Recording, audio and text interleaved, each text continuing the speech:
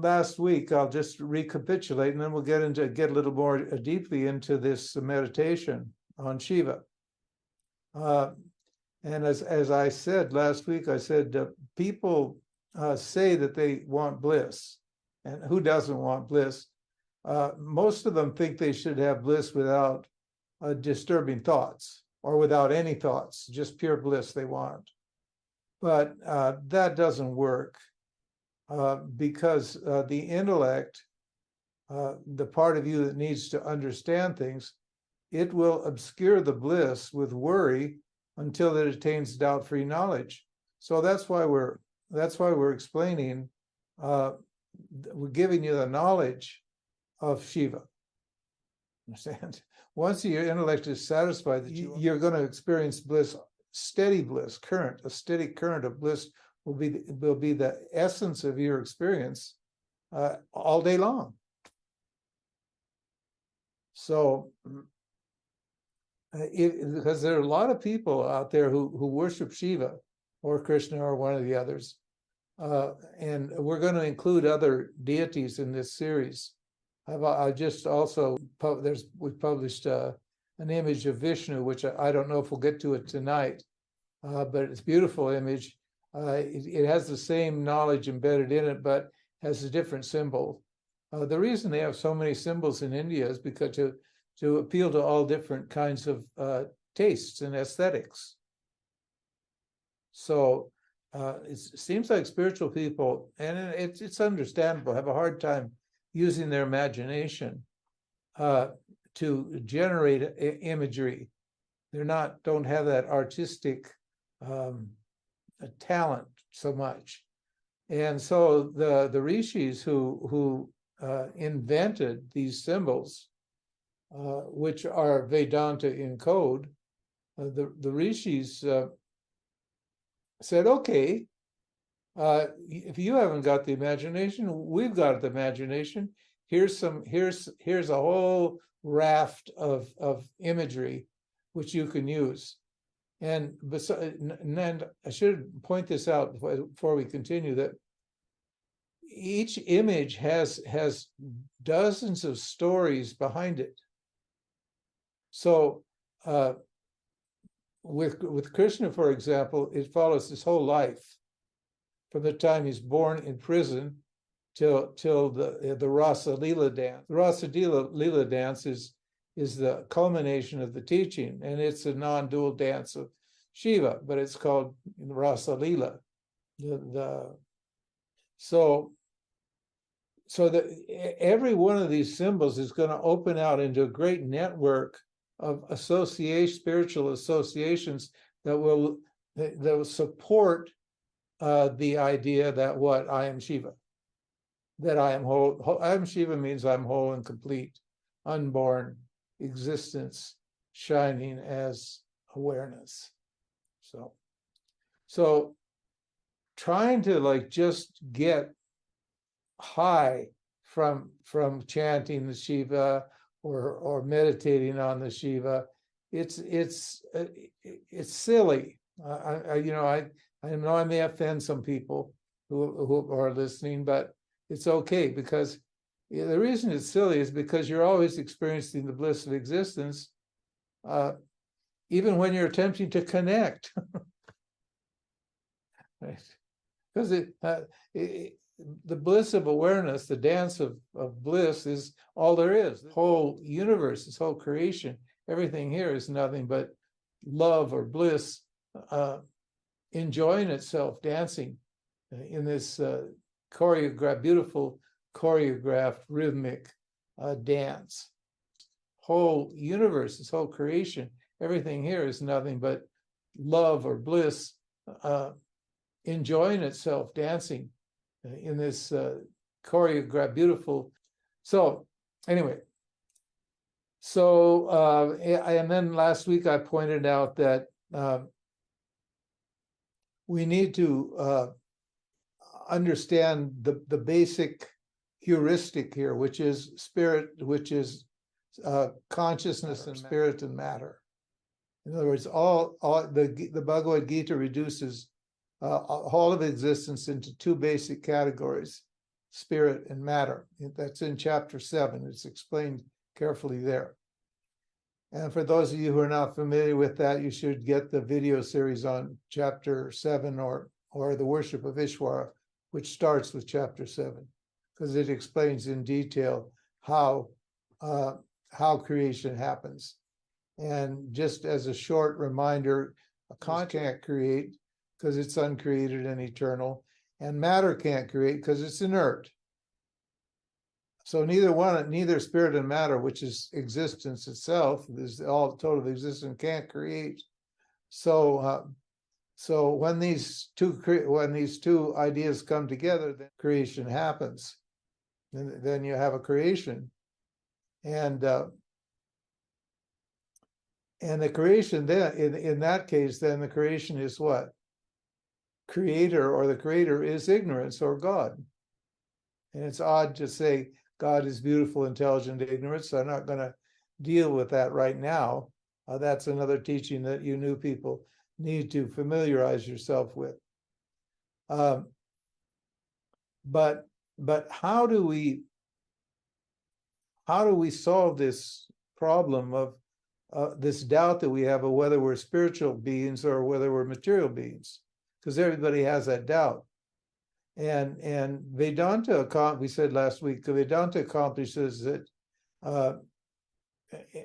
this confusion by using words in a logical way, which is we call informal meditation. Informal means subtle patterns of thought, logical thought, which generate the knowledge that removes ignorance. Now that takes a certain kind of mind. So, but the other type of meditation, which is just as effective, and for a different type of person or a person at a different level of their growth, is this image of Shiva. Well, we'll just assume that this is the only one for now, but all the Puranic deities accomplish that the same result as the image of Shiva does. I'm sorry that we haven't quite figured out how to display this properly, but most of you probably have it on your screens, or if you have a print copy on your wall or there with you, you can see the dwarf at the bottom of the screen. Tonight it's on this Zoom device we have. It's not displayed very well, but we probably won't get to the dwarf tonight. It's a really interesting symbol, and there's a lot to say about it. But next week we'll hopefully can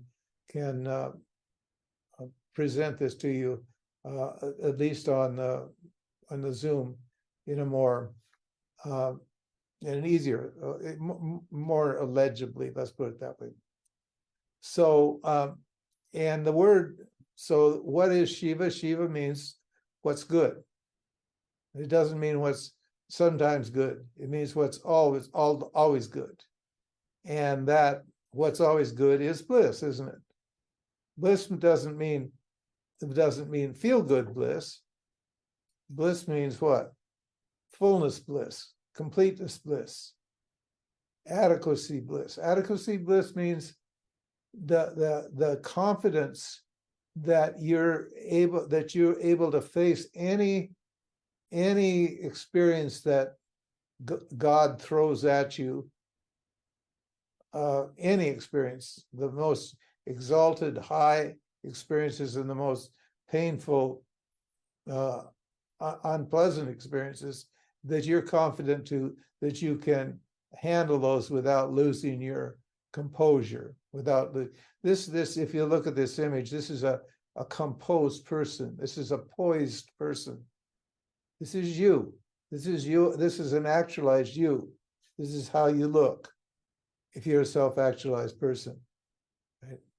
Not physically necessarily, but what? Inwardly, mentally, emotionally, this is the statement, and how balanced and how elegant and how confident and how satisfied. This person is so satisfied. Look at the eyes.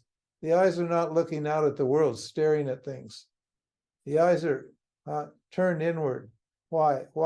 Because he doesn't need the eyes. The mind is like focused on the self, on the beauty of itself. And it's so absorbed that the eyes just go closed. You have these fake gurus who have pictures taken of them where they can close their eyes and roll their eyes up into the top of their head, just to convince you that they're somewhere deep in meditation. But that's not this Shiva. This self-actualized, the real self-actualized Shiva is, you just don't need your eyes. So the eyelids just drop normally. And you're so absorbed and fascinated by what you're experiencing inside that you're dead to the world. And so we have this image has two basic parts, one symbolizing the spirit and the other symbolizing matter. And we said last week that the part that symbolizes matter is the dancing ring of fire, right? And that represents the created, changing material, a dynamic material aspect of ourselves, which means your body, your mind, intellect, and the world. And the reason we're doing this is because we want to keep our attention on the self while we're living in the world. And why do we want to keep our attention on the self? Well, because bliss is what everybody wants, and bliss is reliable because what? It's eternal. It's always present and it's eternal. So it's totally, completely reliable. Whereas what? The emotional bliss and intellectual bliss and physical bliss and situational bliss, those blisses are unreliable. Why? Because they're never the same from one moment to the next. And then I mentioned that you need to set the stage, because this is a dance. So in a dance, you have a stage or a drama. You could call it like a drama. It's a dramatic dance, like Bharatanatyam. I watched that, some of that on the YouTube the other night. It was such a joy because Bharatanatyam is just the dance of what? Of light. Bharat means light. So it's a dance. And in Indian art, Indian dancing art is all about what? It's all about the stories of the gods, the deities. It's a beautiful, beautiful practice. Anyway, so you set it up by isolating a space in your environment somewhere that you can, where you're not troubled by noise and people and this and that and the other thing, and a lot of clutter. You don't want a lot of clutter in your room when you're meditating and so forth and so on. It should be a clean and quiet and attractive space, and you sit. You need to sit. Sitting is a symbol. So when you sit down, you don't want to stand up, or lying down's okay too, but sitting's better. So some people can't sit properly because they have physical issues. So you can lie down fine, and close your eyes. In this case, you don't want to close your eyes because we're going to internalize this knowledge. And I need to get the knowledge before I can internalize it. See, you've got to hear it from the outside, and then you take it in, and then you actualize it on the inside. This is how it works. It's very simple. And so you sit down, and sitting just means what? You're at rest. You're not active. You don't have anything to do. It's a symbol. It's a symbol of non-doing. And you light a candle, ring a bell, burn a stick of incense to get the attention of your innermost self. We'll see about that in a minute. And you might say, well, why do we talk about Shiva as a he and the self as a he? People have this sexist idea. Well, we have the she is the material portion. So he's the spiritual portion, she's the material portion. Now, the interesting thing about that is that, but why not put she for the material portion and he for the spiritual portion? Yeah, you can do that if you want to, but that's just to please yourself, because you're going to, if you really understood the way this works, you would understand that Shiva can't be known without what? Without the body, mind, intellect. So in a way, the knowledge of Shiva is second to the knowledge of what? Of yourself. That's a she. She is right. It means what? The part of you that changes. It's sentient. The part of you that doesn't change is also sentient. Right? That's what creation is. It's making everything sentient. Everything is not sentient before the creation happens. After the creation happens, then everything becomes sentient. So this is just for sentient beings, not all sentient beings, but those sentient beings that have evolved to the human level. And not just for those sentient beings who evolved to the human level, but those human beings who have certain good karma, we call it punya karma, certain merit in their account that allow their minds to turn inward and seek the self, seek the Lord. So here's how it works.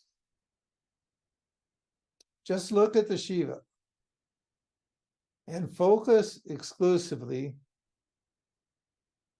on the pure, poised, balanced, self-contained image there.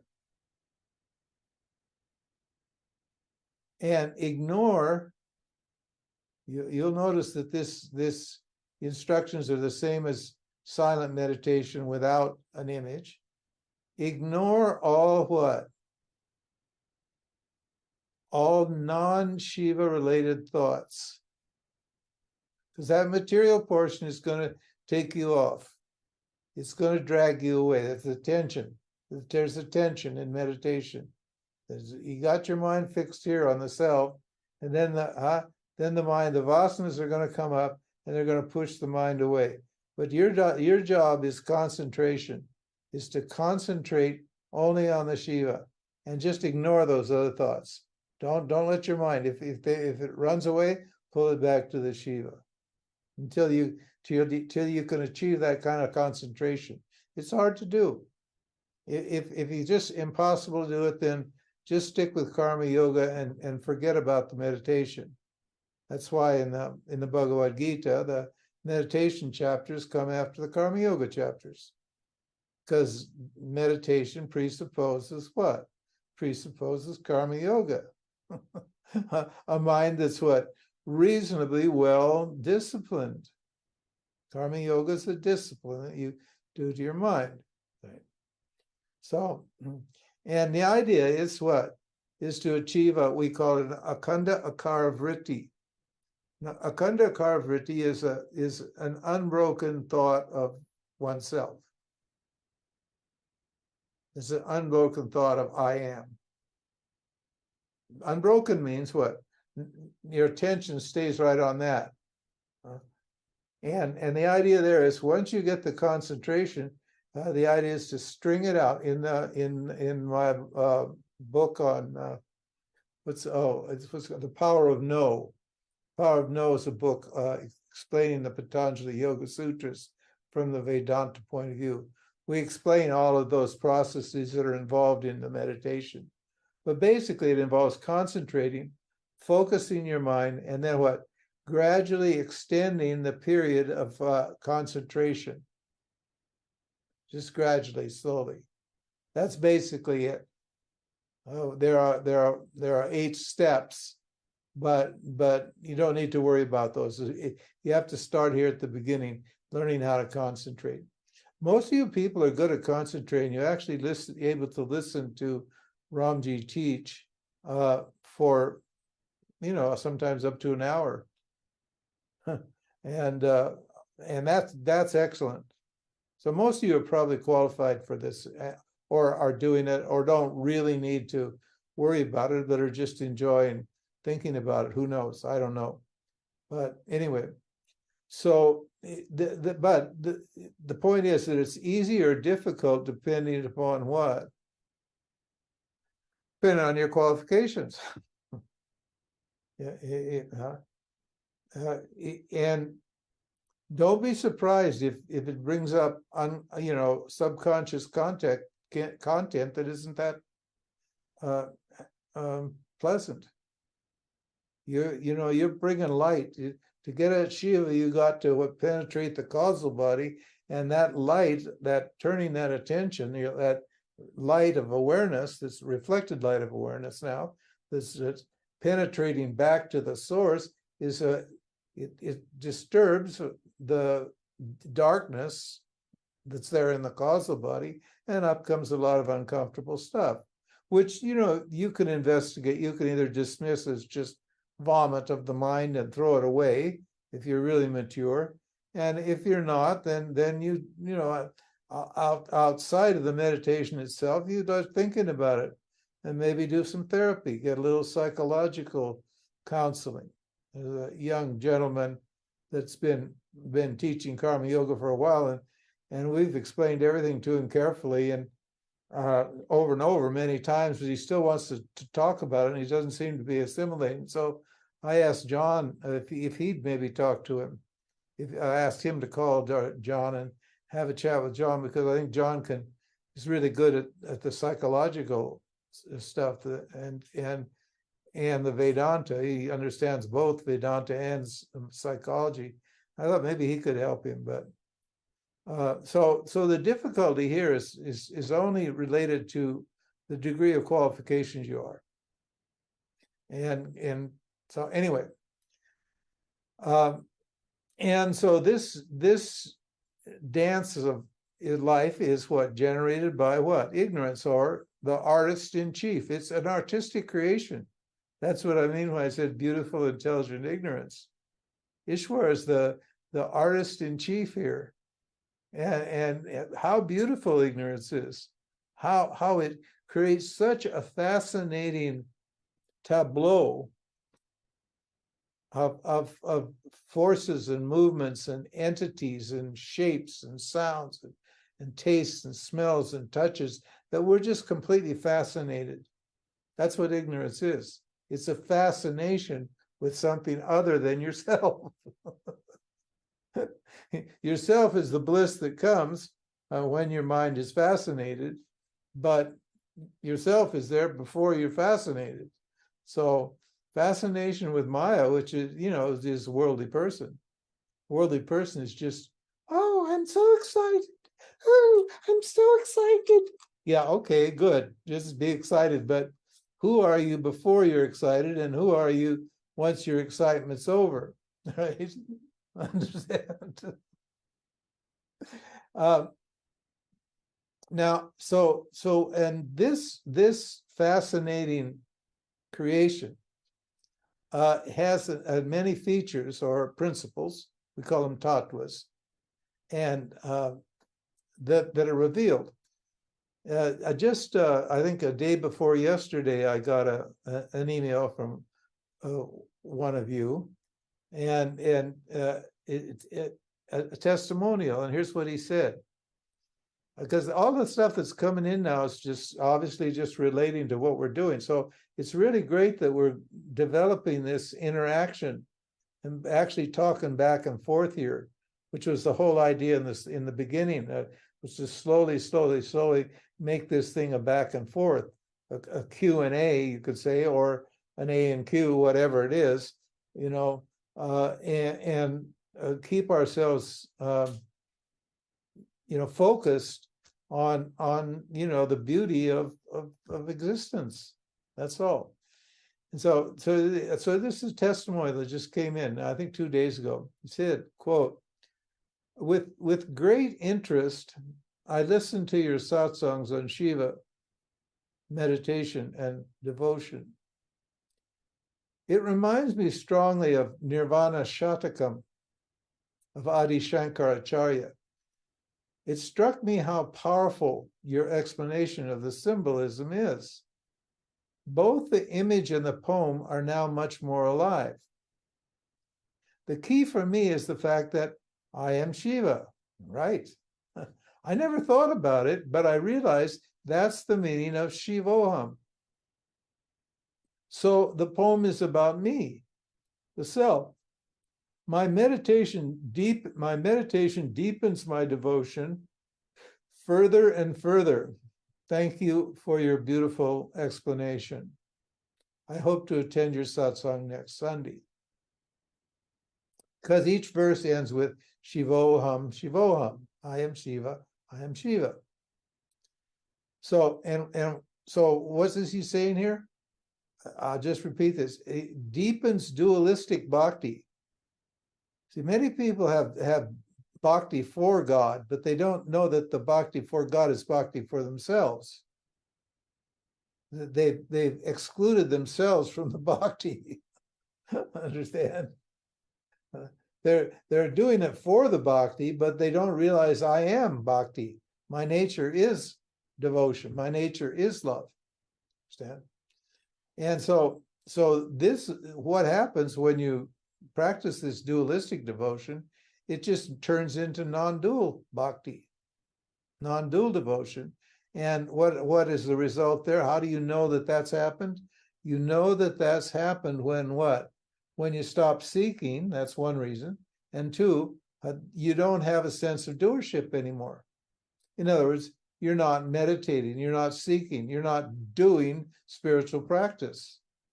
Spiritual practice or worldly practice may be happening, but there's no feeling that you're doing it.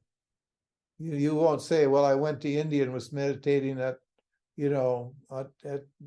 Rishikesh on, whatever it was, or I went to Tiruvannamalai and meditated on Arunachala and Ramana and so forth and so on.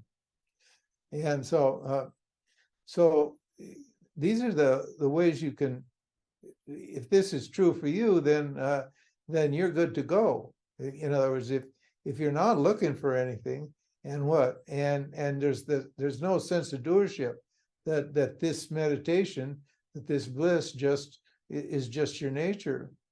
And I want to thank John Baxter for the timely introduction of a contemporary soundbite that should cement this concept in your mind. He says a story upgrade. We all need a story upgrade. I am Shiva is an upgrade. It's a vertical integration. It's not horizontal. It's not just extending your life in time. It's your time stops, and you rise directly up. And it's not actually a rising, but it feels like a rising. So now these we're going to go through these. This is a simple 6 verses, and I'll just explain them carefully. You won't have a problem with them because they're very simple. But here's the but. You need to contemplate on the meaning of every statement until what? Until it is undeniably true about yourself, however you define yourself. If you define yourself as the self, or you define yourself as Jiva, it doesn't matter. Yeah, you need to see that every one of these statements is true. If any one of them is not true, then you need to what? Then you need to make it true. By what? By thinking about it and understanding. Usually it's just a word problem, but hey, words are everything. So just a word problem, everything's a word problem. So everything's a big deal. So what you do is after every statement, you just pause and think about it and confirm that it's really true. And now here's the tricky part. Understand? Here's where your ego is going to you may have an issue with your ego, because you need to think twice if the ego eagerly claims it's true. If you're too enthusiastic about claiming it's true, it probably means that what the ego's co-opting this statement, and we call that enlightenment sickness or enlightenment disease. It's a premature claim of enlightenment. The ego is the self, and it is enlightened in the light, you can say. But what? You need to be very, very careful about why it is you're claiming that, what you think the benefit is. And you need to ask yourself if you actually have anything to gain by making this claim.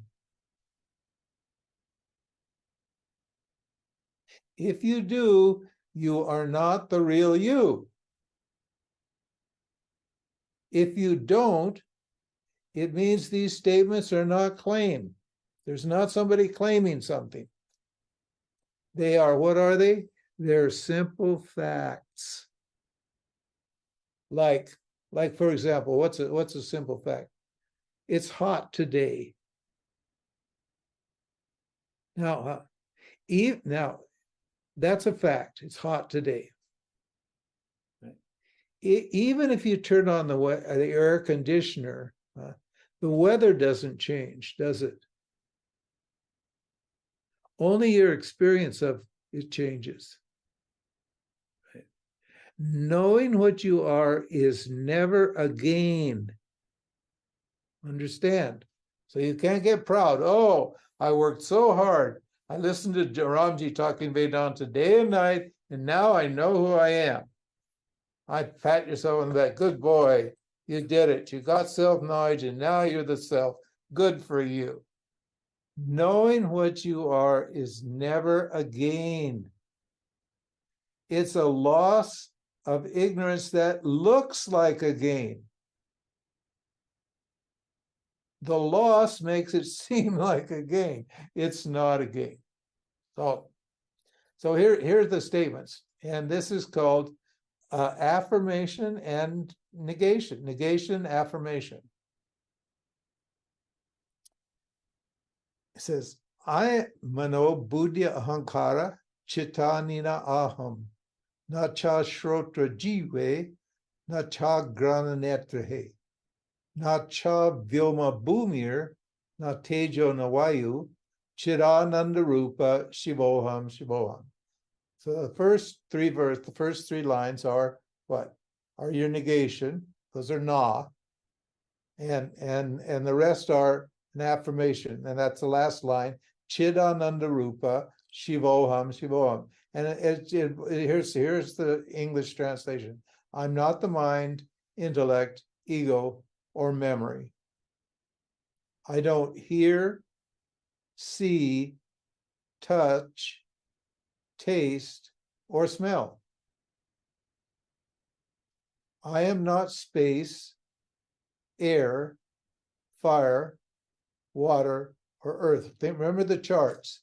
Remember the colors in the charts, and the relationship between the sense organs and the material elements. So that's where we're at in this. This is by Shankaracharya. This, incidentally. And then he said, and what? And I am not space, air, fire, water, or earth. And what is he? And then he says, Chidananda Rupa Shivoham Shivoham. He says, I am auspiciousness itself, pure, unborn, blissful consciousness. I am Shiva, I am Shiva. Shiva means I'm always good. Now, if that voice of diminishment that's one of Sundari's famous sound bites is bothering you, then this is a practice for you. Because that feeling that you're not okay is not evidence that you are not okay. It's only evidence of itself. The scripture you can count on because the scripture doesn't have an agenda and it's not from a person.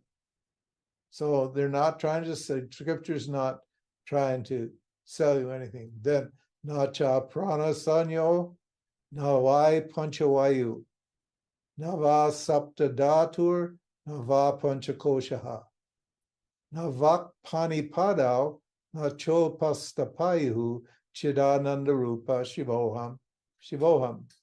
I am, and what does that mean? I'm not the universal energy or 5 physiological functions. The universal energy means I'm not Ishvara. Ishvara is a universal energy. And there's a lot of phony gurus out there who claim that they're enlightened because they're experiencing the universal energy. Everybody's experiencing the universal energy. It's not a special thing. They make it sound like they're special people who are experiencing the universal energy. So it means what? I'm not Ishvara or the 5 physiological functions. Ishvara doesn't have 5 physiological functions. Only Jiva has 5 physiological functions. So you're not either the Jiva or Ishvara. I am not the body's 7 constituents or the 5 Shis, right? And those are the that you'll see on the footnotes there. It explains what they are. And then finally, what am I? I am auspiciousness itself. Chidananda Rupa, Shivoham, Shivoham. And when you say that, you need to say that with confidence and feeling, with love. This is not just a rote, just like memorizing something. Yes, it becomes memory, but what you need to feel that love for yourself. Really feel it, right? Then, name dvesha ragao, name loba mohao, mado naiva me naiva matsarya babaha, na dharmo na charto, na kamo na mokshaha, chidananda rupa, shivoham, shivoham. I don't have likes and dislikes. I'm not greedy. Look and see if you're greedy. If you got greed, you're not qualified. Covetous, I'm not possessive and covetous. I don't want things. Right? Or infatuated. I'm not prone to like getting obsessed and infatuated, falling in love with objects of various type.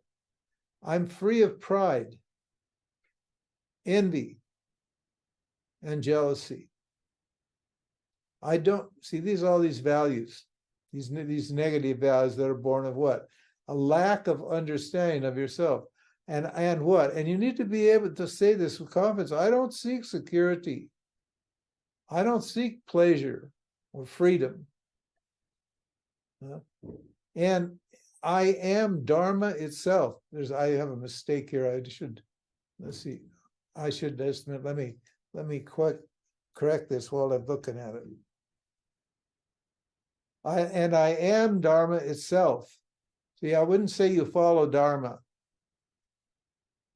Because here, yes, if when you're a self-actualized person, you do, but we're not talking about a self-actualized person now. We're talking about what a normal person who's trying to separate what the spiritual part from the material part.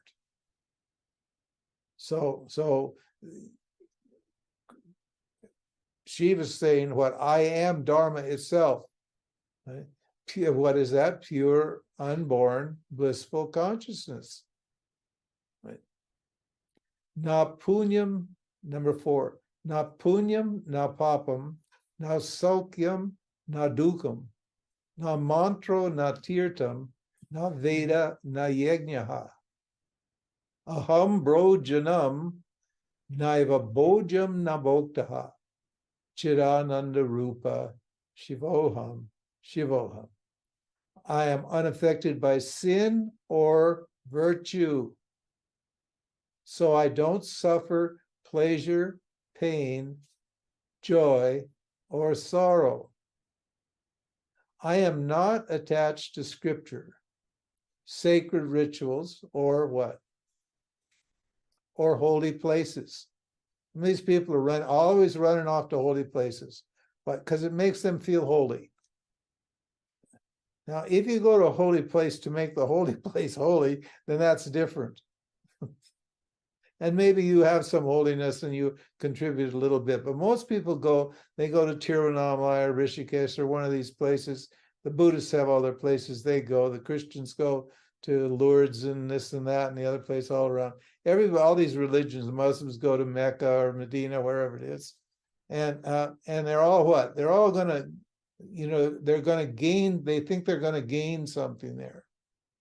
But that's part of but yourself doesn't gain from any of this. It says here, I am unaffected by sin or virtue. This is virtue signaling, trying to make yourself feel good and get other people to appreciate what a good person you are, what a do-gooder you are. And why? And it says here, why are you unaffected? Well, if you're not affected by sin and virtue, then you don't suffer pleasure and pain, joy and sorrow. You don't go up and down. In other words, you're free of duality. I'm not attached to Scripture. Now, that doesn't mean you shouldn't be attached to Scripture at some level until at least you know what the Scripture's saying. Now, there's people now who just, they hear it and then they interpret the Scripture according to their own experience. But that doesn't work. That definitely doesn't work. You cannot read your way to enlightenment. You cannot interpret your way to enlightenment. It's impossible. You will just be confusing yourself. You'll pat yourself on the back and think you're very clever because you put the Scripture's words in your own words. But you don't have the words. If you had the words, you wouldn't need a Scripture. You need a Scripture because you don't have the right words. And you don't know what those words mean. You were never taught. So I'm not attached to Scripture, but I need to be attached to Scripture at the beginning. The self is not attached. And I'm not attached to sacred rituals. There's a lot of the people who love to do these rituals. Oh my God, they go overboard. I tell you, they spend all this money and get all these things together and they chant and they get all these pure things and specials, kind of milk. And I've gone to rituals that lasted 3 days in India. They're called abhishekams, huge deities. They have scaffolding that goes up, and the priests on there, and they pour buckets and buckets of sacred ghee and honey and all that sort of stuff, and spend $200,000 or $300,000, $400,000 to have a ritual. And yeah, it's a great experience, gets you really high, but what? When it's over, it's over. And you have to just keep doing those rituals to maintain that high, and you can't do it. So it's a spiritual experience that comes and goes. And he says here, I don't sacrifice. And then finally he says, I'm not the enjoyer, the enjoyed, or the enjoyment. All experiences are three things: a subject, an enjoyer, an object to enjoy, and the transaction between the subject and the object, that's called enjoyment. I am what? I am auspiciousness itself, pure, unborn, non-dual consciousness. I am Shiva. I am Shiva. Na mrityu na sankha na me jati bedaha. Pita naiva me naiva mata na janmaha. Na bandhur na mitram gurur naiva shishaha. Chidananda rupa shivoham shivam. I don't die, nor am I affected by what? The distinctions created by castes and creeds. I was never born, so I have no father, mother, relatives, or friends. I have no teacher or any disciples. I am auspiciousness itself, pure, unborn, blissful consciousness. I am Shiva. I am Shiva. Finally, aham nirvikalpo nirakararupo vibhutvacha sarvatra sarvindriyanam nacha sangatam naiva muktir nameyaha, chidananda rupa, shivoham, shivoham. And that means I am the formless, changeless, unmodified, thought-free, non-dual self. Remember, every one of these you have to think about. You have to sign on, right?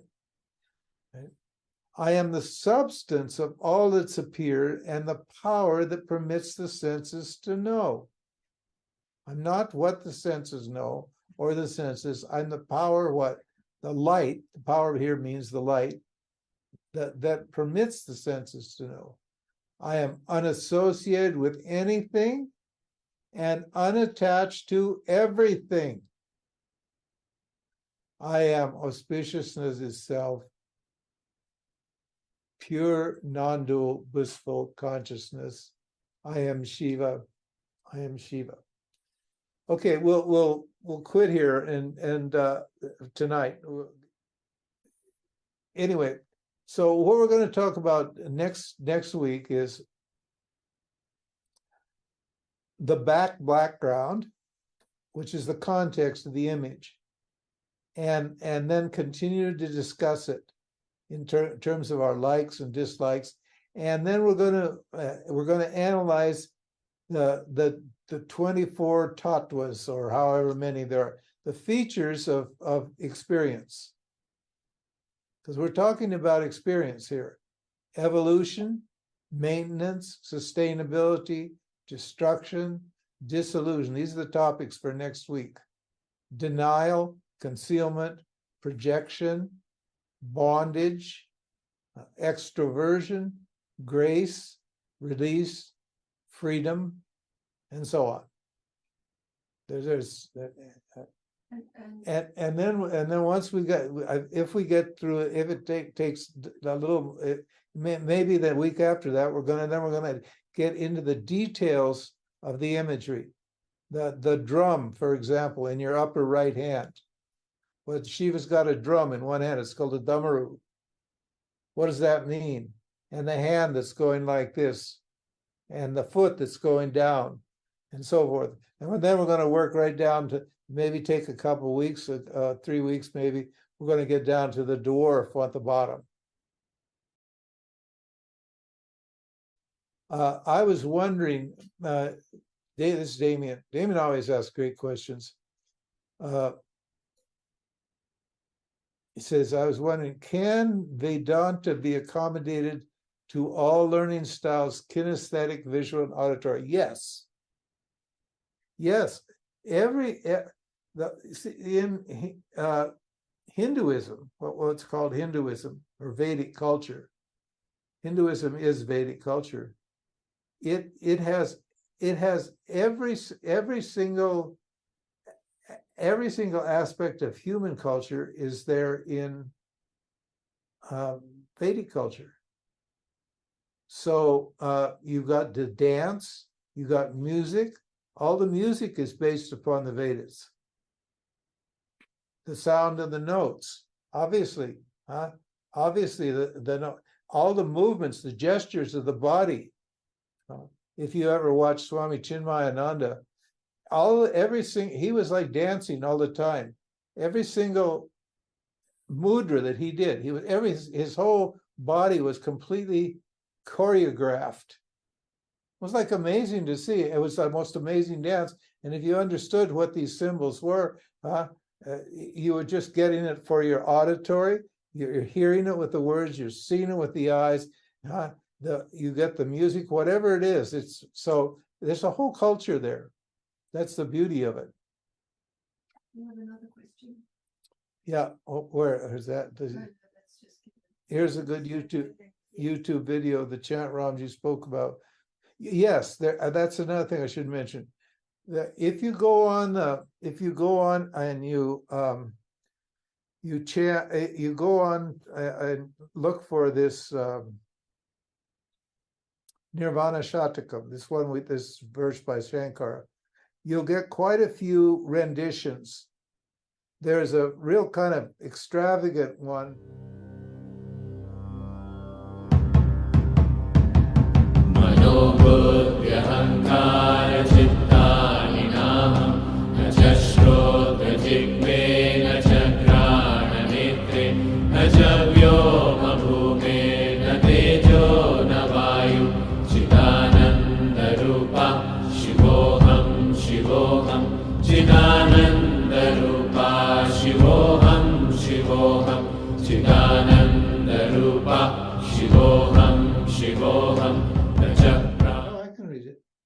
dream experience upon waking. upon waking, Such is the lack of need to negate the waking state through not experience of it in fact. not through experience of it. Let's see, such is the lack of need. No, no, So no. you- Such is the lack of need to deny the as a if you will a super waker. Once you're then there's no need to even deny the waking state because it automatically gets denied, just like the dream. You I don't don't think denied is the right word. not It's denied, not denied. But what did Yeah. I type? I forgot what I typed, but that's not the word. Yes. Correct. The denying of the experience is not the correct term. Negate. Yes. Negate, It's yeah. just seen as what it is. It's a movie on a screen. Which you do not, there's no need to want to change the content of it. Just like the waker wakes No. up, does not want to Yes. go back and change No, the that's dream. right. Yes, that is correct. You don't have to fix anything, in other words. Exactly. You just have to recognize it. And then then even if to consider the states of dream, waking, sleep, then that's still a subtle identification with a separate experiences with separate states. Does that make sense? Well, once you know you're the self, you don't need to discriminate through the states anymore because all states Okay, are appearing in you. that's what I was. So I do not. There's no need to label No, No, any of the states. the labels just help you to get to the self. Okay. And then you drop them. It's like, if you drive in on the freeway and you see the sign, San Francisco 60 miles, you don't carry that sign with you all the time. You just know that down the road 60 miles. So you forget about the sign and you stay focused on San Francisco. yeah. Yeah, Like, and honestly, yeah, this is what this has helped me start laughing at everything, man. Honestly, Puss man and Boss Baby. I kid you not, guys. After I came back from Trout Lake, this is solidified in my head is that this is just like that. This is just like the dream. You just laugh at the damn thing. yes. The Again, discriminator is not a discriminator as such anymore because there's nothing really to discriminate. yeah, if you're depressed, you're happily depressed. If you're happy, you're Yes. happily happy. Yes. It's all it is. Yes. Yeah, thank you guys. Appreciate it. It's profound and it's very normal. Yeah, you can just decide to be happy because happiness is your nature. It's always Nature. available. Yeah. You don't have to keep working at it. I mean, you guys should have enough information now already, enough knowledge now to just say, I'm going to be happy today and just have a smile. Yeah. Yeah. Yeah. Thank you. Good one. Thank you, Sindri. Thank you, Sindri. Nice to hear from you again, Peruse. Thank you. Thank you. Okay. Well, it's great to see Anybody you. else? Brian, you got any questions? Yeah. Well, this goes back to the very beginning. Yeah. Okay. So about consciousness and matter before creation, Yeah. the two categories. Okay, so when you say matter, is that something that exists? Yeah, matter exists. Okay, so if there's consciousness and there's matter, Yeah. and at that point there's no creation, what created matter? Ignorance created the matter. No, matter is consciousness, but it's thought. Said there are two different categories. There's consciousness and there's matter. And when matter comes together with consciousness, that means there's two different things, right? Well, they're actually, it looks like there are two different things. They're actually not. Ignorance makes it seem like there are two different categories, spirit and matter. When you investigate matter even from a scientific point of view, it all disappears. And where does it go? It all resolves into what science calls the unifying, what is it called? It's got a special term. Unified field. Yeah, unified field. Yeah. Well, that's why I asked. What is that? It's just a word. It's conscious. But that's why I asked in the beginning, does matter exist? If it exists, then there must be something that exists. Well, it is, but the existence in matter is consciousness. And The word is just matter. Oh, existence always equals consciousness. Yeah, because Yes. you know, because you're looking at it from the body's point of view, and it looks like it's different from consciousness. So it's just ignorance. The body's actually consciousness. The substance, I said in my portion there, I said the substance of everything is consciousness. So that means what? If there is matter, and you know there's matter, and matter exists because we experience it. You can't experience something that doesn't exist. So, but you think it's different from consciousness because your idea of consciousness is not matter. Your idea of consciousness is something else other than matter. Uh-huh. So there's just an ignorance problem operating here, right? You bought into the idea that the body is different from you.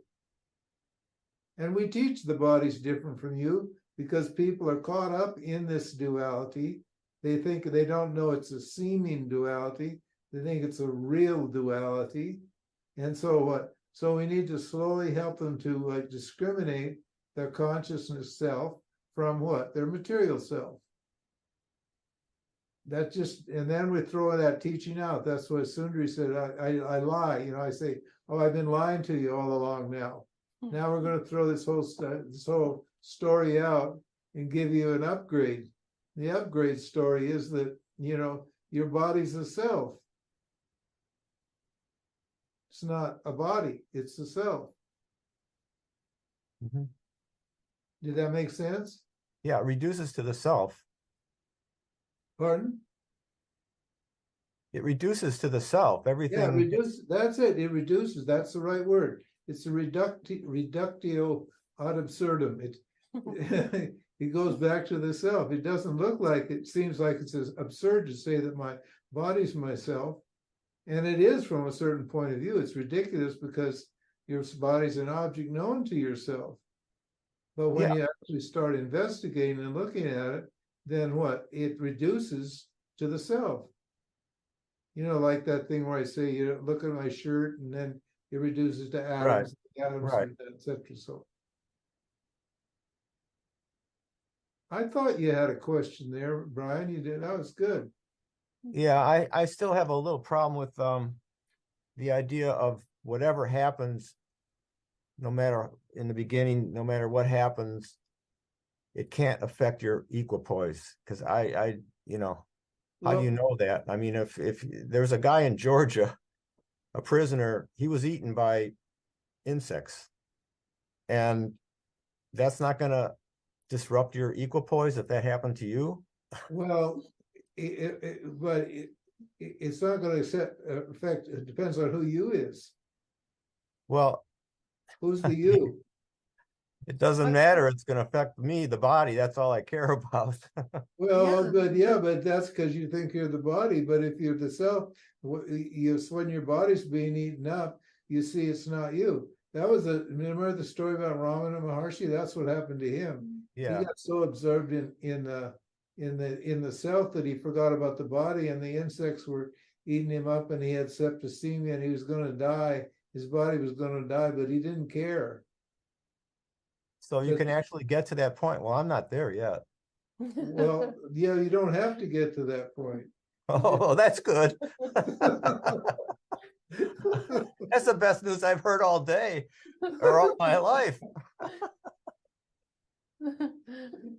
Yeah, why would you get to what, you know, why he was just a young kid, and he was like, you know,